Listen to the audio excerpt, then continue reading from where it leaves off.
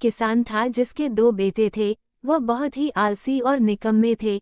वह अपने पिता को कामकाज में हाथ बटाने के बजाय आलस किया करते थे, इधर उधर घूमते फिरते थे। किसान को अपने बेटों की बहुत फिक्र थी।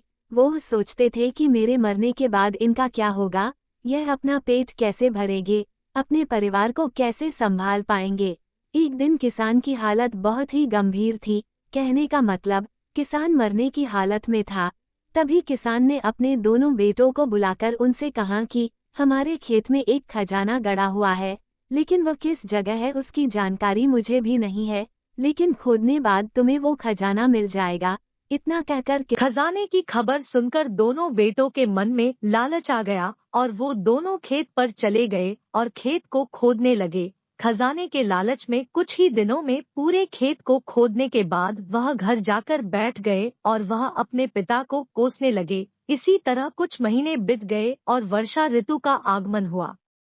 किसान के बेटों के पास पेट भरने के लिए सिर्फ एक ही जरिया था, वो है खेती। तब बाकी किसानों की तरह किसान के बेटों ने खेत में बीज बोने शुरू कर दिए। वर्षा का पानी पाकर वह बीज अंकुशित हुए और देखते ही देखते खेत लहराने लगे।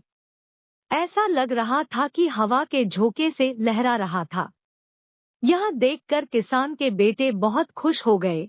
उनको समझ आ गया कि परिश्रम ही सच्चा धन होता है, और वो उसी तरह से अपने पिता के शब्दों का मोल भी समझ गए और अपने कामकाज में लग गए।